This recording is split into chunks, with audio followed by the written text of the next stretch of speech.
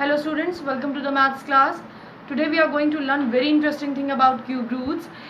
That is, we are going to find out the cube root of a number without using its prime factors. Yes. Previously we were studying that if we have to find out cube root of any given number, we take out the prime factors of that number.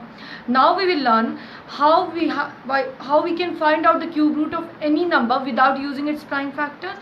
That is, we will use the number at its unit place. कोई भी given number होगा, उसकी unit place पे जो digit present होगी उसका use करके हम विदाउट प्राइम फैक्टराइजेशन निकाले, उसका विदाउट प्राइम फैक्टर्स को फाइंड किए उस नंबर का क्यूब रूट कैसे निकाल सकते हैं, ये आज हम इस टॉपिक में पढ़ेंगे. So let us begin.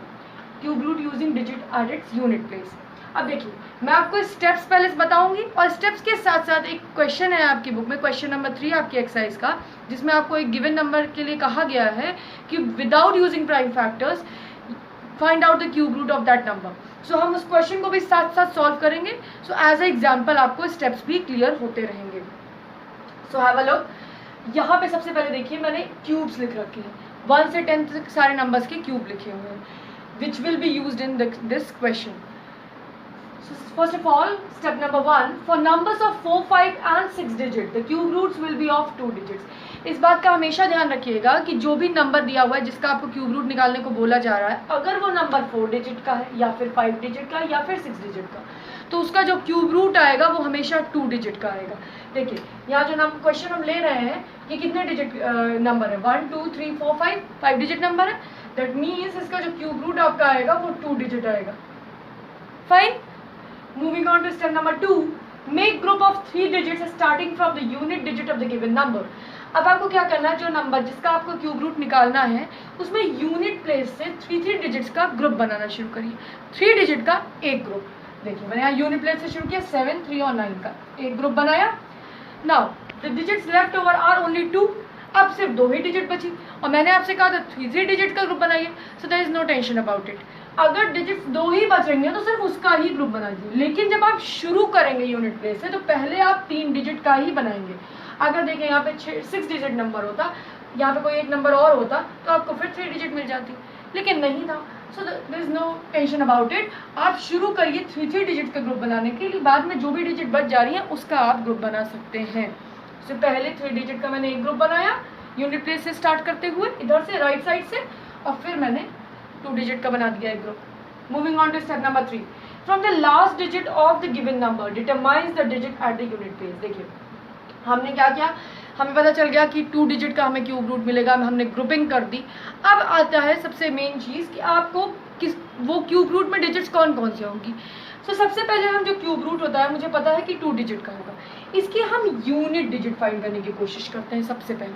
और फाइंड कैसे करते हैं, जो नंबर है, ठीक, जिसका क्यूब रूट आपको निकालने को बोला जा रहा है, इसमें आप यूनिट प्लेस में जो पहला ग्रुप आपने फाइंड किया था, या फिर यूँ कहिए कि इस नंबर की जो लास्ट डिजिट है जो यूनिट प्लेस में, उसको चेक करिए. क्या है, 7 है ना यहाँ पे.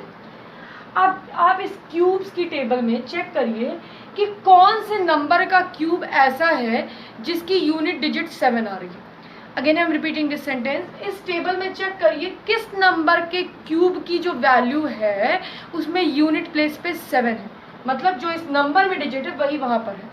इसमें यूनिट प्लेस पे 7 है, तो किसके क्यूब में यूनिट प्लेस पे 7 है. देखिए, 3 के क्यूब में यूनिट प्लेस पे 7 है ना. बाकी सब में से किसी के भी क्यूब में यूनिट प्लेस पे 7 नहीं है ना. देखिए, यहाँ पे 1 है, यहाँ पे 8 है, यहाँ पे 4 है, यहाँ 5 है, यहाँ 6 है, यहाँ 3 है, यहाँ 2 है, यहाँ 9 है, यहाँ 0 है. ठीक. सो 3 ही एक ऐसा नंबर है जिसकी क्यूब वैल्यू में यूनिट प्लेस पे 7 है. दैट मीन्स जो इस नंबर की यूनिट प्लेस पे हमें जो डिजिट मिली है वो इस नंबर की यूनिट प्लेस की डिजिट से मैच कर रही है, वही नंबर हमारा क्यूब रूट का यूनिट डिजिट होगा. दैट मीन्स हमारा 3 जो है, अब जो क्यूब रूट आएगा, जो नंबर आएगा उसकी यूनिट प्लेस हमारी क्या होगी, 3. मतलब जो नंबर मिलेगा उसकी यूनिट प्लेस पे हमें 3 मिलेगा. समझ में आ गया ये 3 कैसे आया ना. Fine. Moving on to step number 4, consider the group left. Now find the number whose cube is less than or equal to the leftover group. अब इस स्टेप 4 में आपको क्या करना है, आप पहले बताइए कि देखिए इस ग्रुप का आपने यूज़ कर लिया ना, इसकी यूनिट प्लेस से आपको मैच करना था टेबल में कि किसके क्यूब में यूनिट प्लेस पे ये सेम डिजिट आ रही है. अब कौन सा ग्रुप बचा है? ये वाला ग्रुप। इस ग्रुप में फाइंड करिए, कंसिडर द ग्रुप लेफ्ट, आपको पता चल गया 35 का जो ग्रुप है वो बचा हुआ है। Now find the number whose cube is less और equal to the left over group. अब वो नंबर फाइंड करिए जिसकी क्यूब की वैल्यू, ठीक, वो नंबर फाइंड करिए जिसके क्यूब की वैल्यू या तो 35 हो या फिर 35 से कम हो।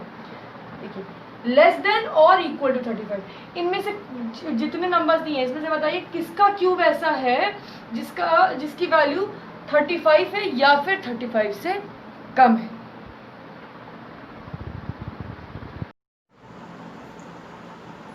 Okay, now see, as I said, जो लेफ्ट ओवर ग्रुप है 35, जैसे यहाँ पे 35 का ग्रुप है, लेफ्ट था ना, ये 3 का आपने यूज कर लिया था।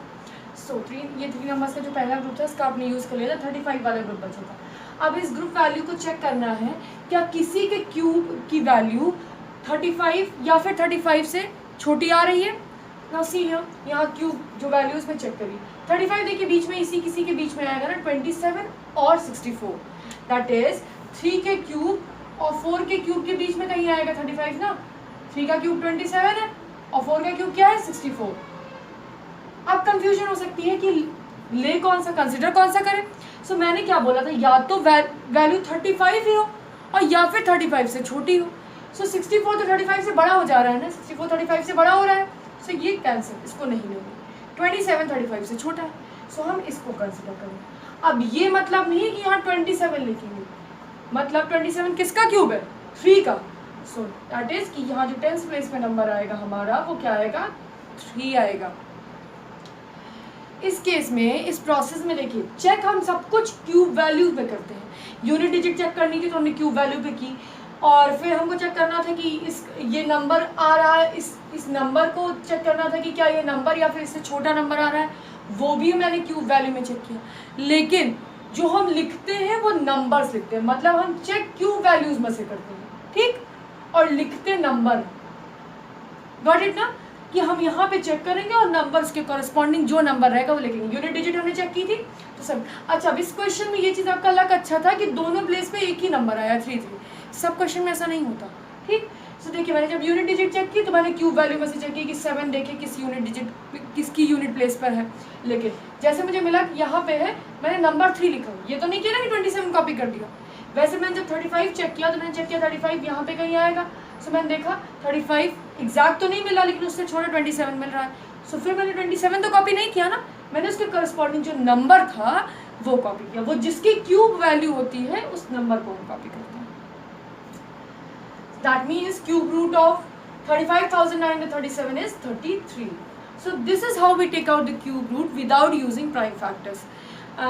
अभी आपको ये प्रोसेस बहुत लेंथी लग रहा होगा, but when you will get used to it, it's very easy and very time saving process. एक बार आप इसको करना शुरू करेंगे, स्टेप्स याद हो जाएंगे, तो बहुत जल्दी ये क्वेश्चन सॉल्व कर देता है आपका जो भी गिवन क्वेश्चन होगा। So with this we come to the end of the concepts from your exercise. I hope you will be able to solve each and every question from your exercise. That's all for today. Thank you.